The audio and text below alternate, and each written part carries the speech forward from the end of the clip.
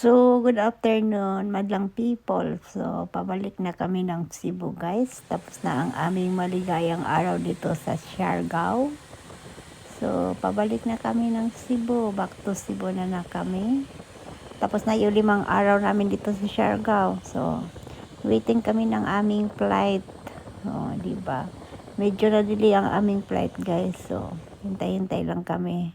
So, ganito yung airport dito. O, diba? Makikita mo yung paglipad ng mga aeroplano. O, ang cute na mga, plane.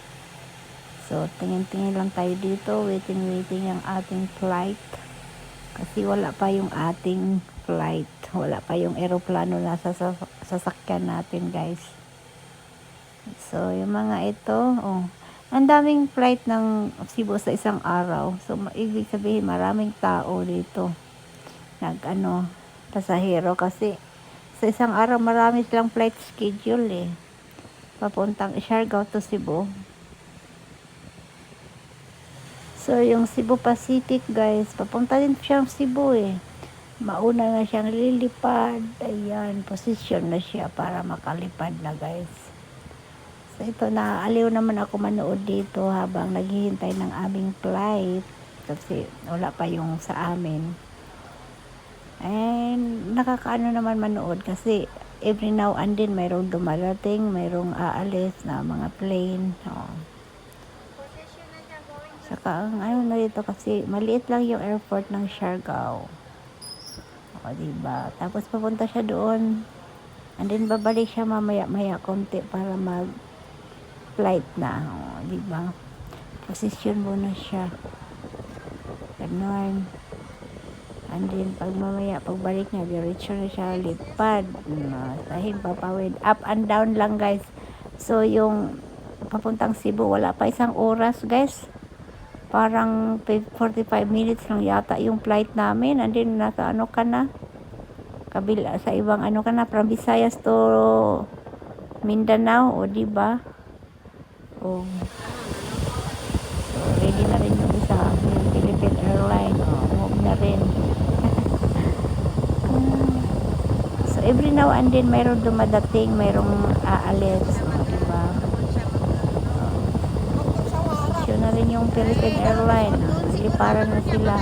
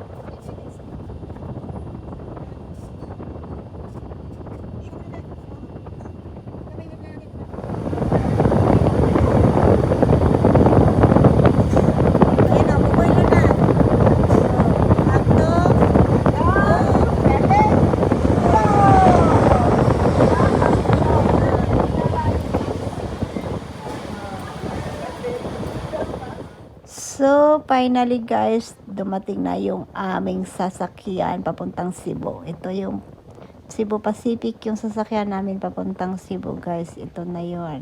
O, diba? It's coming na siya. So, ganun.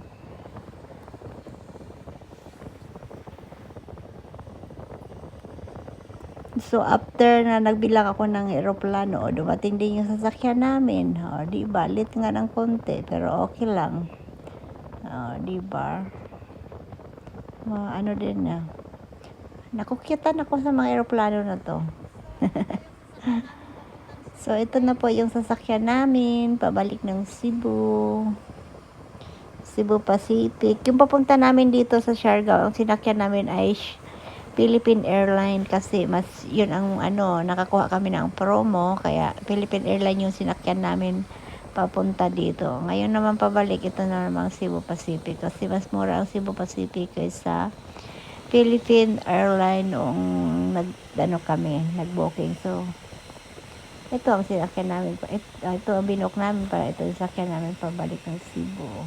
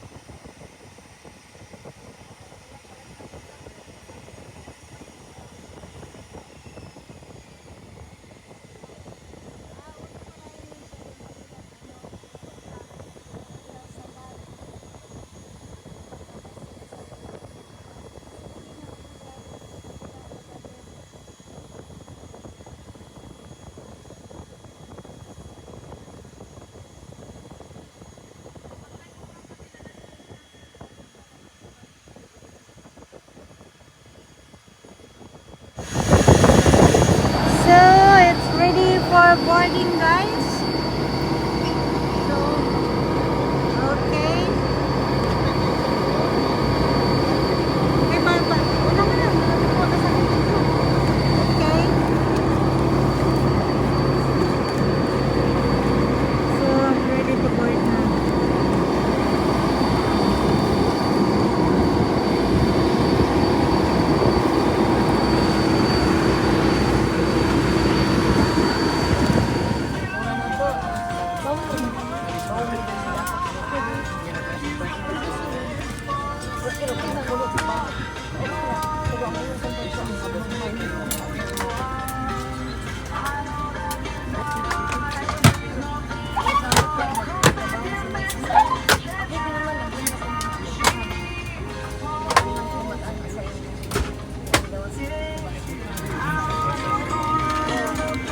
So, madam, we are going to Cebu. We're going to Cebu again. So, we're gonna go Cebu, guys. So, doon na naman kami sa Cebu, magwara-wara. Yeah, magwawala kami. Wara-wara. Magpasyal-pasyal kami doon. Ano naman. So, we move to Cebu. And then Bohol. Leaving Siargao. Tighten seatbelt by pulling loose end. To unfasten, lift top of buckle and pull free end to release. In case of water landing, your life vest is found under your seat. Remove sharp objects from your body. To don, slip vest over the head. Take tape around the waist and push end to buckle. Pull tape to tighten. When outside the aircraft, pull inflation tags to inflate vest. Manual inflation is done by means of the red tubes. Blow to increase air, and push pins inward to release air. Light automatically illuminates once the battery is immersed in water. Do not inflate the life vest inside the aircraft. Please be reminded that unauthorized removal of life vest from the aircraft constitutes theft and is punishable by law.